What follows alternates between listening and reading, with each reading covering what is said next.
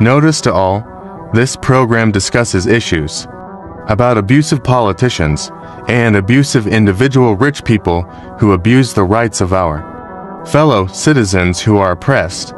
This program does not intend to harm anyone. This program is fighting for the rights of our countrymen oppressed by oppressors. Epifanio Labrador, komentaristang walang inuurungan, walang kinakatakutan, komentarista na nagsasabi ng katotohanan lalo na kung pinaglalaban ay para sa mga maralita at sa mga inaapi ng mga tao mapang-abuso sa kanilang mga kapangyarihan. Epifanio Labrador, tagapagtanggol ng bayan!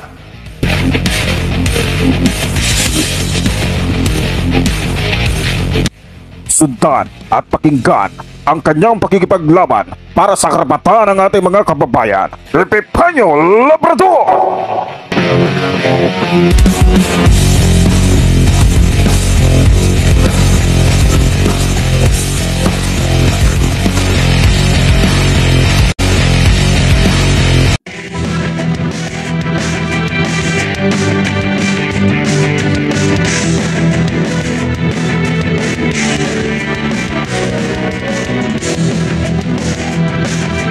Magandang araw Pilipinas, muli nandito na naman po yung lingkod Epifanio Labrador sa ating programa Civilian Anti-Crime Group Epifanio Labrador. At syempre sa ating pagpapatuloy mga minamahal ko mga kababayan, binabati muna po natin ating mga kapatid Luzon, Visayas, Mindanao na patuloy po na nakasubaybay tumututok dito sa ating programa. Maraming salamat po. At syempre pinasasalamatan din po natin mga kapatid sa abroad na patuloy po na nakasubaybay tumututok dito sa ating programa. Maraming salamat po. At maging sa ating mga bagong mga subscribers, maraming salamat po sa inyong lahat na may lagi namin kayo makakasama sa bawat araw po na tayo po may tinatalakay dito sa ating programa. Maraming salamat po sa inyong lahat. At syempre pinabati din po natin ang ating National Vice Supreme Commander Roldan Dumdum. Araw pang ito mga minamahal ko mga kababayan, pag-uusapan po natin ang mga sinabi ho ni Sara Duterte nung siya po ay nagpahayag ng kanyang saloobin.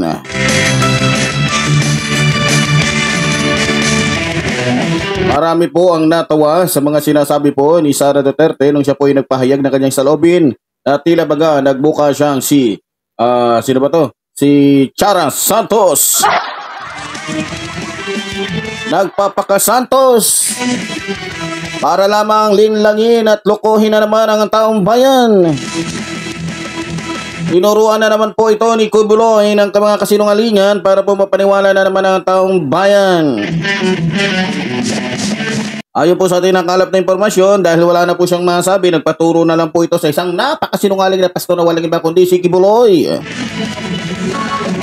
Dahil po siya ay natutuklasan na ho yung kanyang mga katiwalian, kanyang kasinungalingan, kalokohan, kanyang kademonyohan. Ayun po, nag-Alas Santos na naman para na naman po maloko ang ating mga kababayan.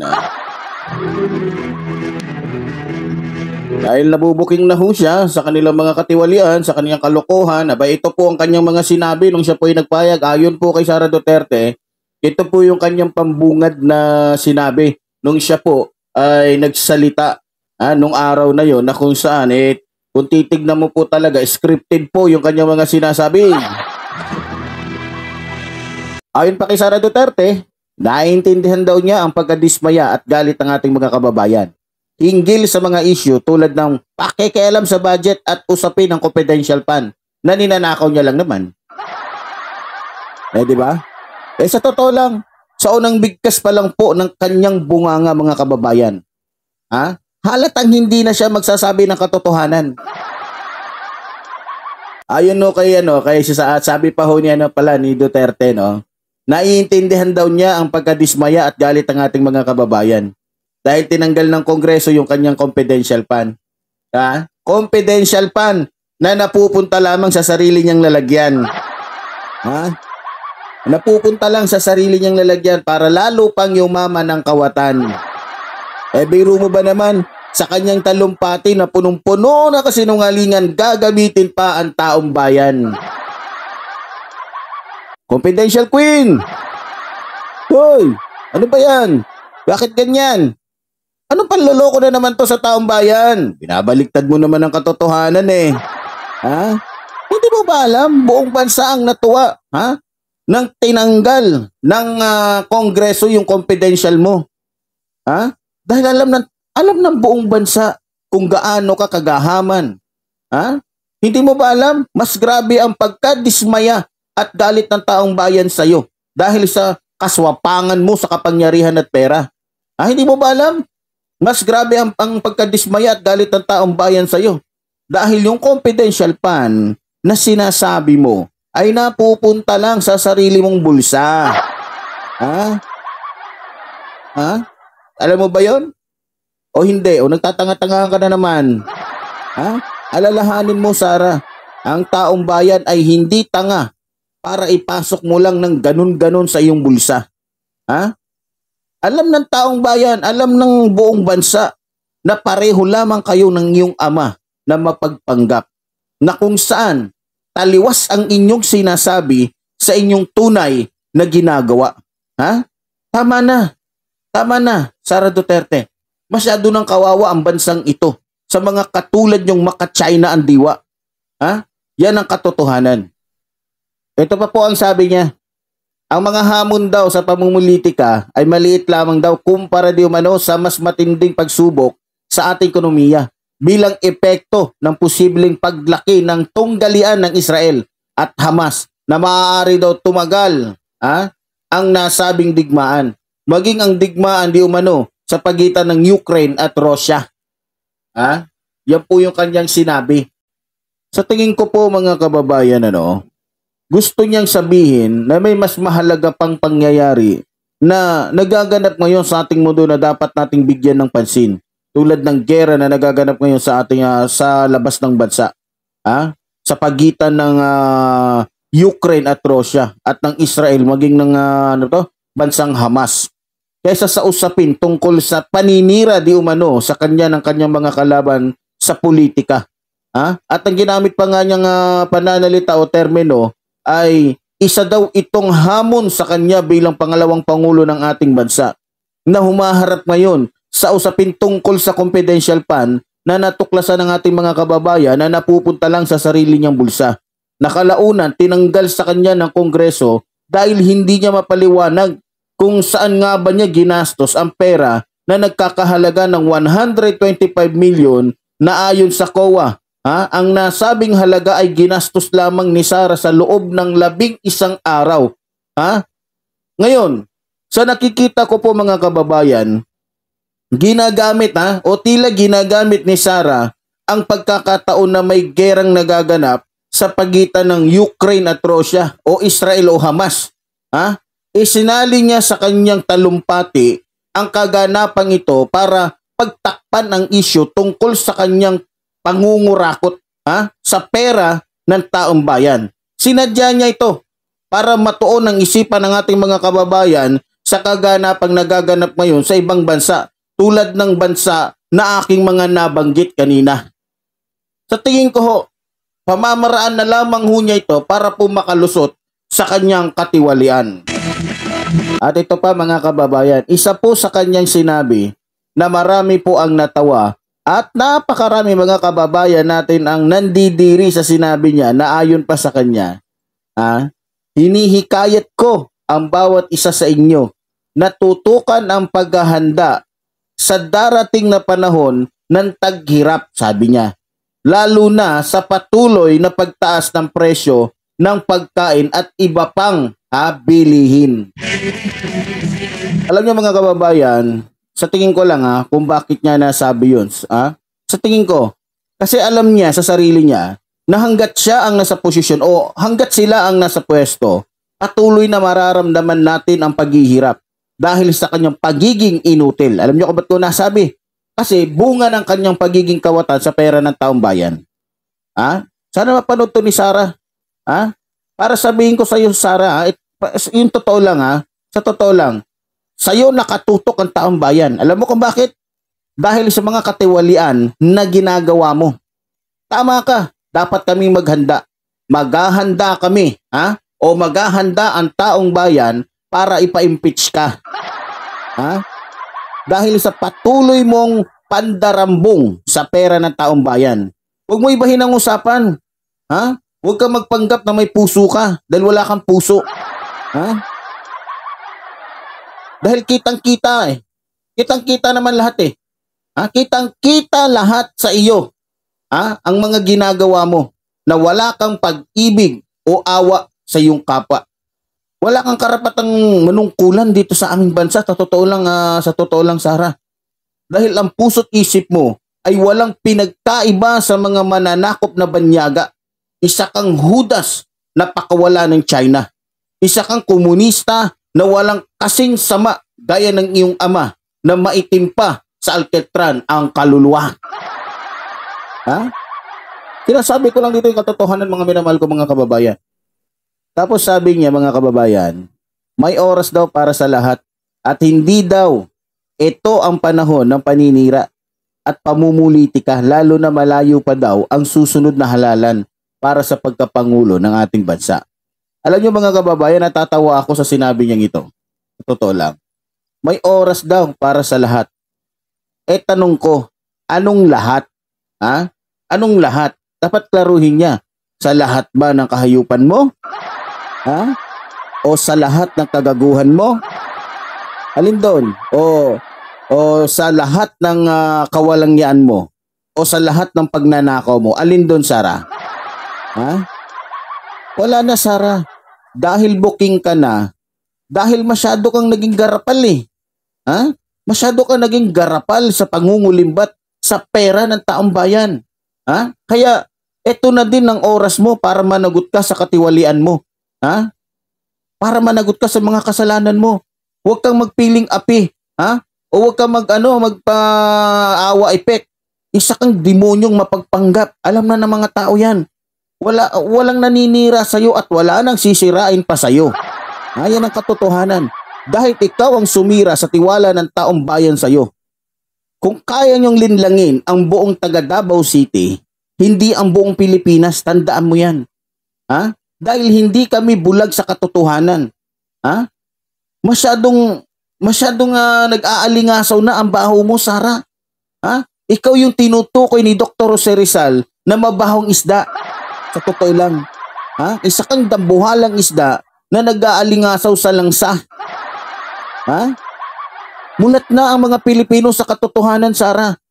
At hindi kami papayag na muli niyong malinlang. Ha? Mulat na ang aming mga kamalayan.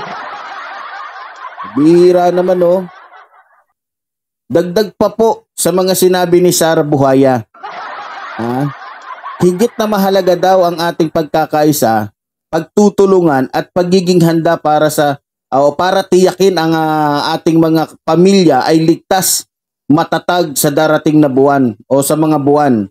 Alam niyo mga kababayan, sa sinabi niyang ito parang may gagawin siyang hindi maganda. Hindi, sa totoo lang, ha? Parang may gagawin siyang hindi maganda. Parang may maitim siyang plano. Ha? Kaduda-duda yung mga sinasabi niya eh. Ha? Parang lingwahe lang ni Arnie Tevez yung talumpati niya. Hindi nga, sa totoo lang. Bakit, Sarah? Bakit mo kami pinaghahanda? May gagawin ka na namang kahayupan, ano? O may gagawin kayo ng tatay mo na ikalalagay sa alanganin ng bansang ito? Ha? Pero sa totoo lang, sang-ayon ako sa'yo. Tama ang sinabi mo, Sarah. Dapat talaga kaming magkaisa at dapat kaming magtulungan para sa ikaliligtas namin mula sa tulad mong komunista. Ha? Hindi lang kami maghahanda sa susunod na buwan. Hindi. Dapat handa kami sa lahat ng oras at sa lahat ng araw. Baka may kalagim-lagim na naman kayong gawin eh. Ha? Kilala kasi kayo bilang mga mamamatay tao, lalong-lalo na yung tatay mo nga mas pangit pa sa mukha ng demonyo. Diba? Ha? Mas pangit pa sa totoong itsura ng demonyo. Yung mukha ng tatay mo. Nakamukha mo din. Tapos sabi pa niya mga kababayan, huwag kayong sumama sa anumang uri ng pang-aapi. Sa halip, sa mga oras ng kagipitan, magmasid at magkilala kung sino ang tunay na mga kaibigan na nasa inyong tabi. Ha? Sa totoo lang mga kababayan, ito yung gusto kong bigyan ng komento talaga eh. Sabi niya, huwag daw tayong sumama sa anumang uri ng pang-aapi. Maliwanag ho yun. Eh bakit? Sa tingin mo ba, Sarah, sa ginagawa mong pagnanakaw, sa pera ng taong bayan, wala kang inaapi? Hindi, sa totoo lang. Para sabihin ko sa iyo, Sarah, wala kang karapatang sabihin yan sa taong bayan. Ba't ko nasabi? Dahil kung pag-uusapan ng pang-aapi, number 1 kang mga-api. Dahil sa pangungulimbat ninyong mag-ama sa pera ng taong bayan, hindi lang ang Pilipino ang inaapi ninyong mag-ama, kundi pati na ang buong bansang ito. Sa totoo lang. Kaya huwag kang magsalita na para kang isang berhen. Nako, hindi nyo na kami mabubudol pa. Kaya sa totoo lang. Dahil kilatis na namin ang buo nyong pagkatao. Yung pagkatao nyong mag-ama. Kaya tama na ang inyong pagpapanggap dahil alam ng buong mundo. Alam na namin ang buo ninyo, alam na ng buong bansa ang buo ninyong pagkatao. Alam na. Kaya wala na kayong maitatago pa sa buong bansa. Kilala na sa buong bansa kung sino kayo at ano kayo. Pero tama ka, Sarah. Dapat kaming magmasid sa lahat ng mga nangyayari sa bansang ito. Kaya hindi na kami papayag na patuloy mo pa kaming pagnakawan. Tama ka din. Dapat naming alamin kung sino talaga ang tunay na Pilipino na may pagmamahal sa bansang ito. Isang Pilipinong may pagpapahalaga sa kinabukasan ng bansang ito. Hindi tulad nyo. Hindi tulad nyo, Sarah. Hindi tulad nyo, Digong nyo. Hindi tulad nyo, Bato. Hindi tulad ng mga alalay ni Digong nyo ng mga panahon niya. Hindi tulad ninyo ng mga aso ng mga Chino. Mga Chino na gustong manakop sa bansang ito. Sino niloloko nyo? Wala na. Sinabi ko nga kanina, mulat na sa katotohanan ang mga Pilipino at mulat na kami sa mga panloloko ninyo. Tapos nabanggit din niya, mga kababayan, sa kanyang talumpati, yung panahon at pagkakataon. Maibabalik ba ang kahapon? Parang ano yan, kanta. Natatandaan mo ba, Sarah, ang ninakaw mong pera sa taong bayan? Panahon ng iyong kahayupan, ganid ka sa pera't kapangyarihan, wala kang nagawang kabutihan, lantad ang iyong kasamaan. Pero mo, nakagawa pa tayo ng kanta. Pambihirang Sarah kasi. Kala niya siguro madadaan niya yung mga tao ngayon sa mga magaganda niyang talumpati para lang makalusot sa kanyang mga kahayupan, na kung saan yung talumpati niya ay bigay ng isang sinungaling na pastor na rapist na walang iba, si Kibuloy. Tapos sabi pa niya, mga minamahal ko mga kababayan, may panahon din daw ng kapanganakan at kamatayan. Alam namin yun, Sarah. Hindi mo na dapat sinasabi yan. Tapos sabi pa niya, may panahon din daw ng pagtatanim at pag-aani. Alam din namin yun, Sarah, kasi mga magsasaka din kami. Marunong kaming magtanim at marunong din kaming umani. Mahirap na lang kung puro kaani, wala ka namang itatanim. Hindi, mahirap pala na umani ka na wala ka namang tinanim. Pwede kang umani doon sa tinanim ng iba. At sabi pa niya, at may panahon din daw ng pagsugod at paghilom. Ang alam ko may panahon ng pag-atras at pagsugod. Kasi mahirap naman kung puro ka lang sugod. 'Di ba? Mahirap naman kung puro ka lang atapang at tao. Sabi nga ng lolo ko, utak ang gamitin, hindi ang utin. Pasensya na po, pasintabi po sa mga bata. Hindi ba?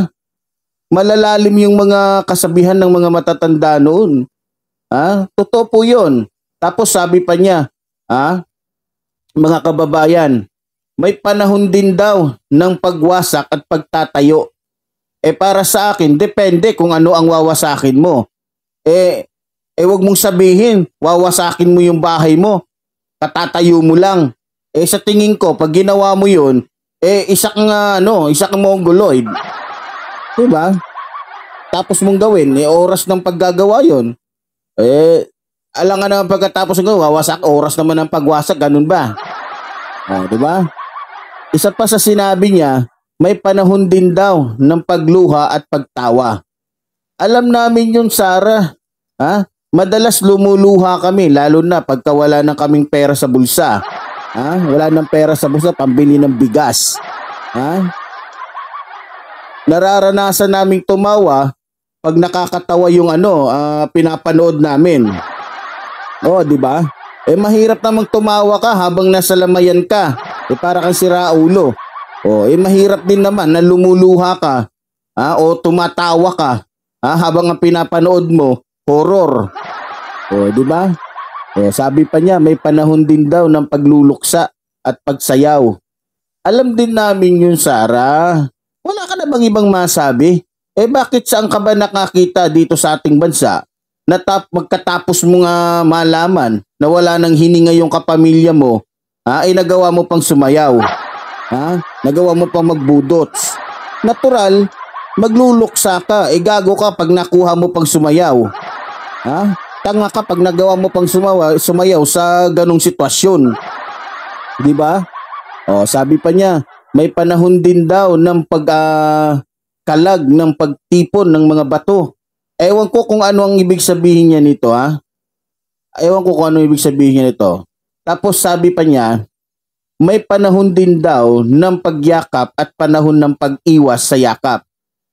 Para sa akin, depende.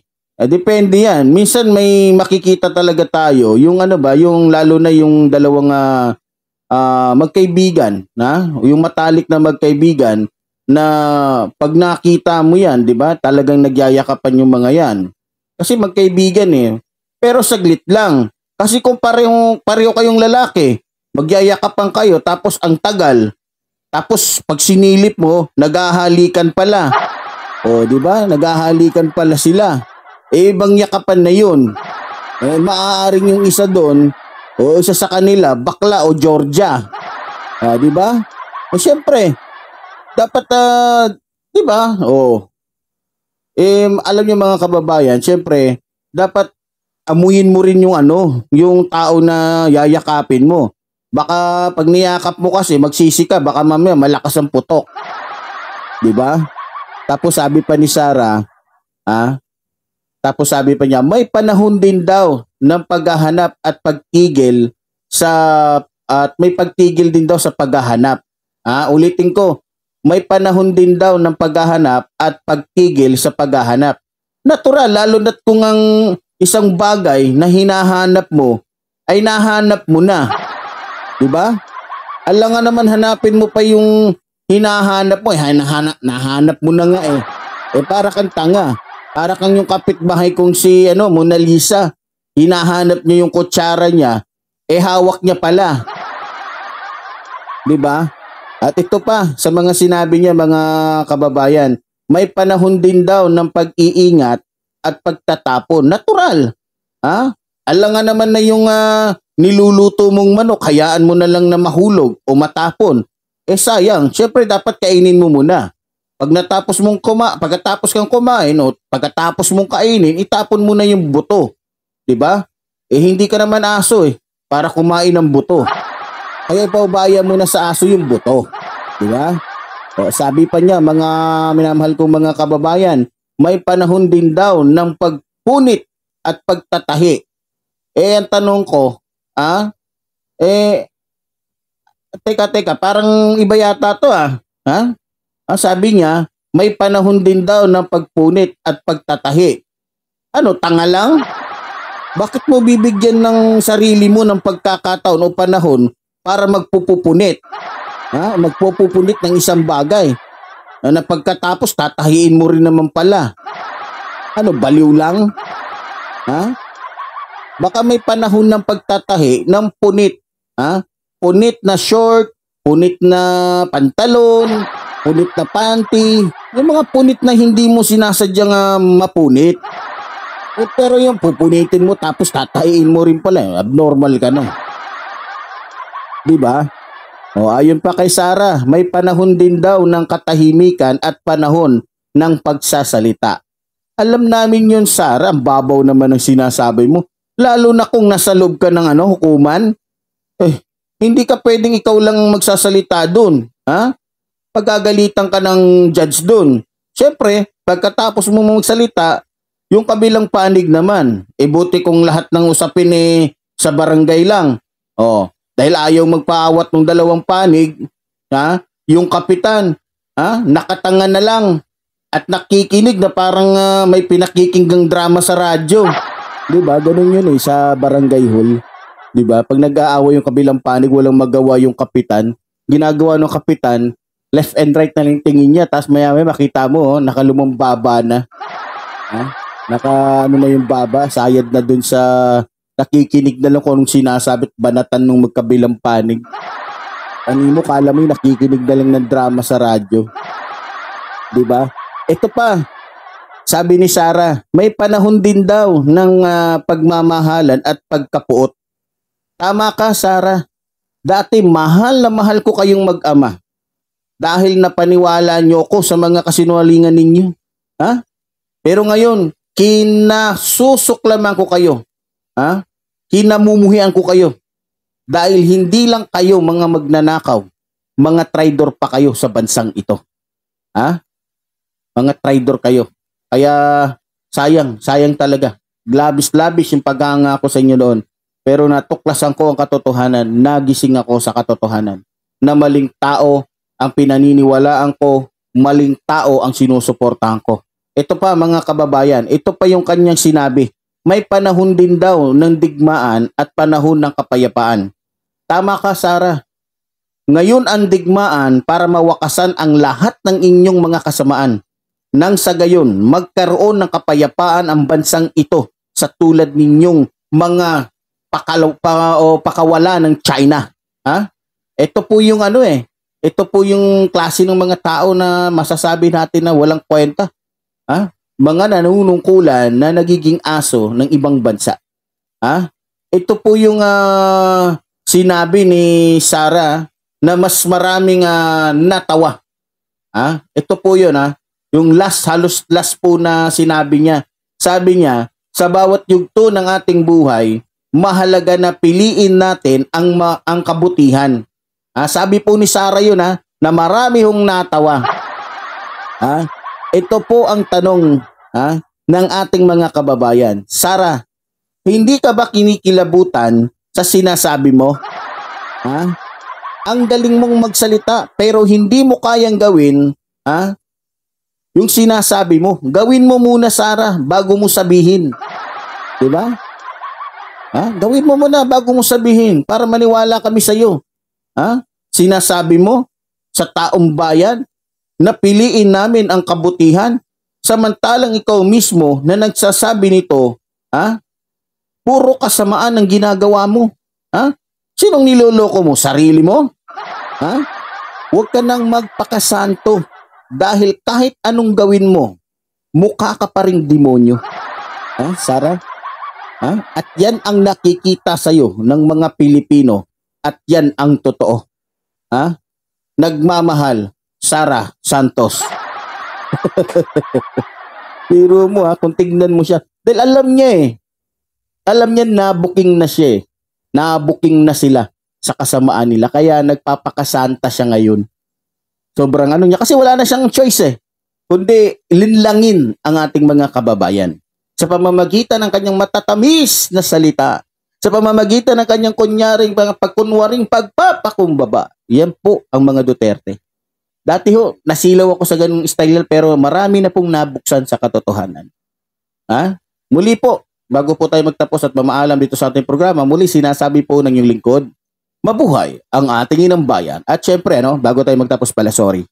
Doon po sa mga bago natin mga subscribers, naway lagi po kayong sumubaybay dito sa ating programa. At syempre, doon po sa ating mga solid na mga taga-suporta dito sa ating programa, pakiusap naman, huwag niyo po yung i-skip yung ads. Sa pamamagitan ho ninyo, tayo po ay makakasurvive. Diba? Maraming salamat po, lalong-lalo na po sa mga bago nating mga subscribers. Maraming salamat po sa inyong lahat. Muli, sinasabi po niyong lingkod, mabuhay ang ating inang bayan. Mabuhay ang nagmamahal sa ating inang bayan. Maraming salamat po.